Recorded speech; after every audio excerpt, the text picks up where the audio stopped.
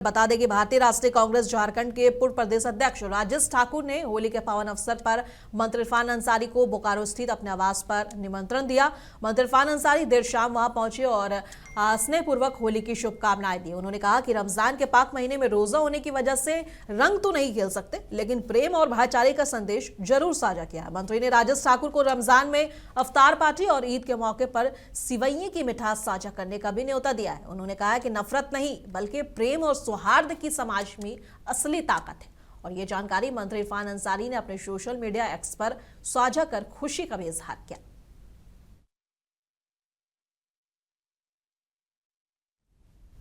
स्वास्थ्य मंत्री डॉक्टर इरफान अंसारी ने स्थानीय इलाके का दौरा कर पीड़ित परिवारों से मुलाकात की है और उनका हालचाल जाना है। इस दौरान उन्होंने लोगों को भरोसा दिलाया कि सरकार हर मुश्किल घड़ी में उनके साथ खड़ी है।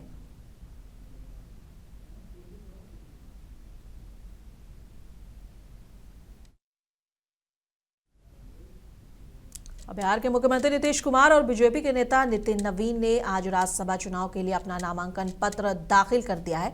नामांकन के समय केंद्रीय गृह मंत्री अमित शाह भी मौजूद रहे। दोनों नेताओं ने बिहार विधानसभा में सचिव ख्याति सिंह के कक्ष में अपना नामांकन जमा किया। इस दौरान बिहार के दोनों उप मुख्यमंत्री सम्राट चौधरी और विजय कुमार सिन्हा के साथ राज्य सरकार के कई मंत्री और वरिष्ठ नेता भी मौजूद थे। नामांकन से पहले नीतीश कुमार ने घोषणा कर दी थी कि वे इस बार राज्यसभा का चुनाव लड़ेंगे। इसके साथ ही बिहार के मुख्यमंत्री के रूप में उनका लंबा कार्यकाल समाप्त होने जा रहा है। बता दें, नीतीश कुमार साल 2005 से बिहार की राजनीति में लगातार मुख्यमंत्री के रूप में अहम भूमिका निभाते रहे। नीतीश कुमार ने कहा कि राज्य में जो नई सरकार बनेगी उसे उनका पूरा सहयोग और मार्गदर्शन मिलेगा। उन्होंने ये भी कहा है कि वे बिहार के विकास के लिए हमेशा काम करते रहेंगे। सोशल मीडिया प्लेटफॉर्म एक्स पर एक पोस्ट में उन्होंने बिहार की जनता का आभार जताया। उन्होंने लिखा कि पिछले 2 दशकों से अधिक समय तक लोगों ने उन पर भरोसा किया और समर्थन दिया। ऐसे भरोसे की ताकत से उन्होंने पूरे निष्ठा के साथ बिहार और राज्य की जनता की सेवा की। पटना में जेडीयू नेता और केंद्रीय मंत्री रामनाथ ठाकुर ने राज्यसभा चुनाव के लिए नामांकन दाखिल कर दिया है। बता दें कि रामनाथ ठाकुर पहले से भी राज्यसभा सांसद रहे हैं और पार्टी ने उन्हें फिर से उन पर भरोसा जताया है और उन्होंने कहा है कि मुझे 3 बार राज्यसभा भेजा गया। मैंने 12 साल एमएलसी और 10 साल एमएलए के तौर पर काम किया। मैं पार्टी के टॉप लीडरशिप का एहसानमंद हूं और मैं बिहार के डेवलपमेंट करने के लिए नीतीश कुमार की कोशिश में भूमिका निभाना चाहता हूं।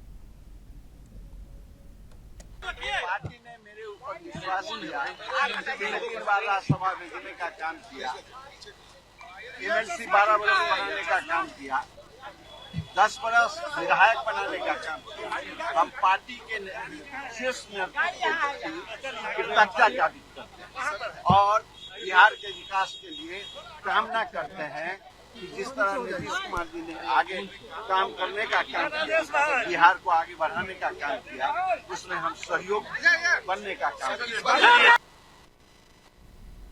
बिहार के मुख्यमंत्री नीतीश कुमार के राज्यसभा के लिए नामांकन दाखिल करने पर बीजेपी नेता शहनवाज हुसैन ने पटना में कहा कि नामांकन दाखिल करने के लिए बहुत बहुत बधाई। नीतीश कुमार जी ने बिहार के लिए बहुत काम किया, उनका दौर कभी नहीं भुलाया जा सकता। बहुत बधाई नामांकन के लिए। राज्यसभा में 5वें कैंडिडेट भी है तो वो वोटिंग होगी, लेकिन सब सीट हम ही लोग जीतेंगे। नीतीश कुमार जी ने बहुत बिहार के लिए काम किया है। बिहार की सत्ता पर भी अब भाजपा कब्जा जमाएगी क्या? अभी सब कुछ तय होगा, अभी तो राज्यसभा की चर्चा है। सर, क्या लग रहा है नीतीश कुमार का जो एरा था बिहार को बेहतर बनाने, उसको कभी भुलाया नहीं जा सकता है। अगला सीएम कौन होगा सर, ये कब तय होगा? कौन लोग हैं सर रेस में? क्या भाजपा के होंगे? अब ये हमको कहाँ मालूम है सर। नीतीश कुमार के राज्यसभा जाने पर बीजेपी नेता प्रवीण खंडेलवाल ने कहा है कि हम सब जानते हैं कि बिहार के सीएम नीतीश कुमार को राजनीति का बहुत अनुभव है। ऐसा नहीं, बहुत से उन्होंने लंबे समय तक बिहार का नेतृत्व किया और राज्य के विकास में योगदान दिया। अब जब वो राष्ट्रीय राजनीति में आ रहे हैं तो देश को उनके अनुभव से फायदा होगा। हम सब जानते हैं कि नीतीश कुमार जी का व्यापक राजनीतिक अनुभव है और उस अनुभव के आधार पर उन्होंने एक लंबे अरसे तक बिहार में सरकारों का प्रतिनिधित्व किया और बिहार विकास की गति पर चल पड़ा। अब नीतीश कुमार जी केंद्र में आ रहे हैं तो राष्ट्रीय राजनीति में एक बार फिर नीतीश कुमार जी का आना वो निश्चित रूप से भारत की राजनीति को राष्ट्रीय स्तर पर समृद्ध भी करेगा और उनके अनुभव का लाभ भी सभी को मिलेगा और उससे देश प्रगति के पथ पर अग्रसर होगा। असम नीतीश कुमार के राज्यसभा जाने के ऐलान पर दिल्ली में कांग्रेस एमपी अखिलेश प्रसाद ने कहा कि ये नीतीश कुमार अपनी पार्टी के प्रेसिडेंट हैं और राज्यसभा में जाना उनका फैसला है, उन्हें कोई चैलेंज नहीं कर सकता। हम ये शुरू से जानते थे कि बिहार चुनाव कैंपेन के दौरान बीजेपी सत्ता में बने रहने के लिए नीतीश कुमार को एक मुखौटा की तरह इस्तेमाल कर रही है। अब एक बीजेपी नेता सीएम बनेगा।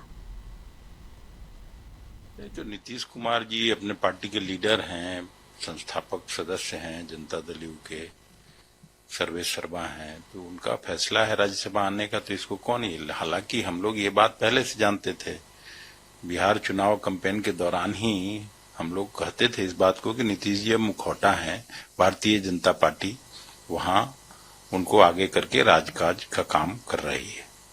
तो अब वो सच साबित हुआ, भारतीय जनता पार्टी का कोई लीडर वहां मुख्यमंत्री बनेगा। कौन सा चेहरा आपको लगता है सर? नहीं, अब ये तो भारतीय जनता पार्टी और जेडीयू की लीडरशिप भी आपको बता सकती है निश्चित उत्तर आपको। हम लोग उस पार्टी में है नहीं तो हम लोग कैसे जानेंगे।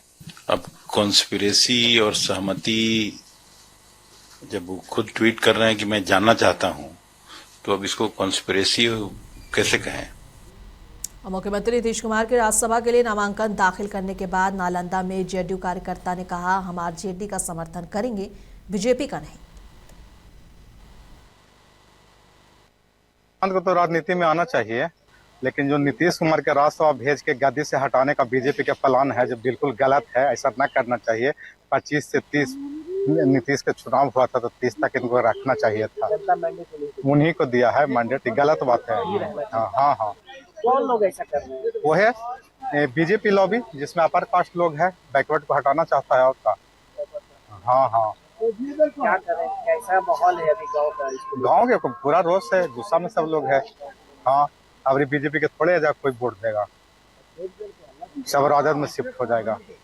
नहीं छोड़ना चाहिए। उनका जो वोट दिया है जनता, बिहार का जो जनता लोग हैं वोट दिए, किन पे वोट पड़ा? बीजेपी पे वोट पड़ा है। मतलब कोई दूसरा सीएम फेस के चेहरा पे वोट पड़ा है? कुछ नहीं। जो है सत्य है। 25 से 30 फिर से नीतीश, यही सबसे बड़ा मुद्दा। और देख ही रहे हैं विकास का क्या कितना सारा काम किए हैं। पटना से लेकर देखिए मेट्रो का भी मतलब लगभग काम अब पूरी पर है। नीतीश कुमार के राज्यसभा जाने के फैसले से कार्यकर्ता गुस्सा में है। पटना के जेडीयू ऑफिस में काफी तोड़फोड़ की गई है। अब पार्टी के सीनियर नेताओं के खिलाफ नारेबाजी भी हुई है। बिहार की राजनीति में नीतीश कुमार के राज्यसभा जाने के फैसले ने न केवल विपक्षी खेमे में हलचल पैदा कर दी है, बल्कि उनकी अपनी ही पार्टी यानी कि जनता दल यूनाइटेड के भीतर ही उफान है। पटना स्थित पार्टी मुख्यालय में कार्यकर्ताओं का गुस्सा फूट पड़ा। कार्यकर्ताओं ने दफ्तर के अंदर मौजूद फर्नीचर, खान पान के इंतजाम को तहस नहस कर दिया। और आरएलएम प्रमुख उपेंद्र कुशवाहा ने भी राज्यसभा के लिए नामांकन दाखिल कर दिया है और नामांकन दाखिल करने के बाद एनडीए के पूरे 5 सीट को जीतने का दावा भी कर दिया है। उन्होंने कहा है कि अब नीतीश कुमार दिल्ली से बिहार की राजनीति में योगदान देंगे, जिससे बिहार और आगे बढ़ेगा।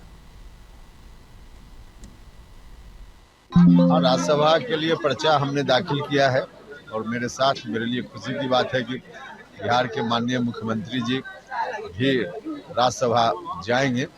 कुल 5 उम्मीदवारों ने एनडीए की ओर से नामांकन किया है और 5 की जीत पक्की है, सुनिश्चित है। चुनाव की कुछ औपचारिकता है जो पूरी होगी, लेकिन सभी एनडीए के 5 लोग जीत कर जाएंगे।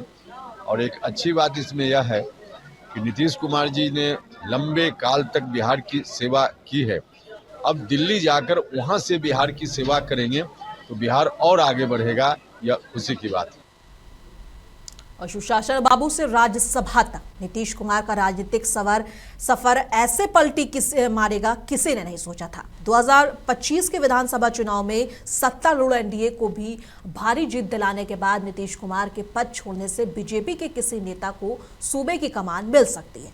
हम आपको पल पल की खबर देंगे, पर इससे पहले एक बार नजर डालते हैं नीतीश कुमार के राजनीतिक सफर पर। जेडीयू प्रमुख और बिहार के मुख्यमंत्री नीतीश कुमार ने गुरुवार को राज्यसभा चुनाव के लिए पर्चा भर दिया। इसके साथ ही उन्हें बिहार के सबसे लंबे समय तक मुख्यमंत्री रहने वाले नेता के रूप में याद किया जाएगा।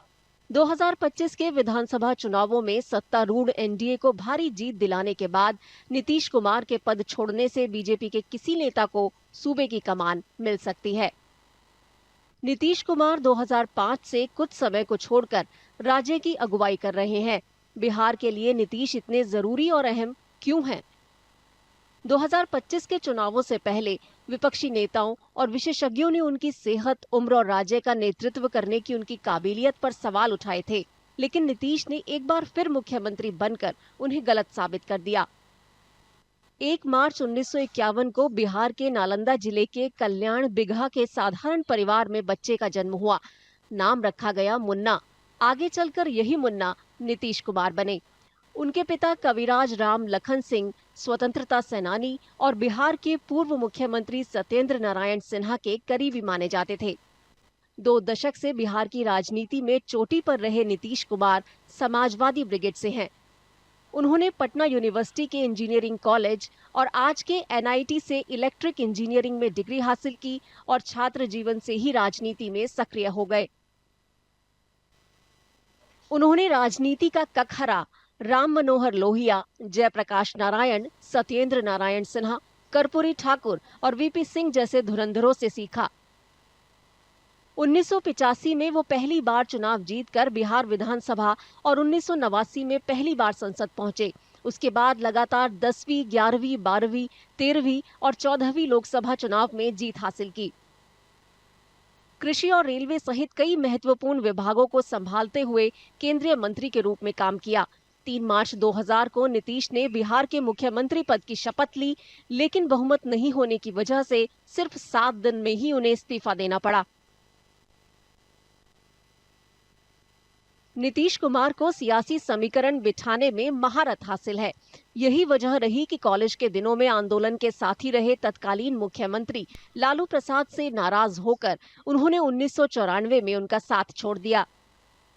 बाद में उन्होंने कई गठबंधन बनाए, कभी वैचारिक सहयोगियों के साथ तो कभी उनके राजनीतिक शत्रुओं के साथ। मुख्यमंत्री के तौर पर नीतीश कुमार ने राज्य में विकास के कई काम किए, पुलिस और प्रशासन में सुधार किया और राज्य में कानून व्यवस्था मजबूत की। चुनाव नतीजे उनके इस फैसले की सफलता को दिखाते हैं।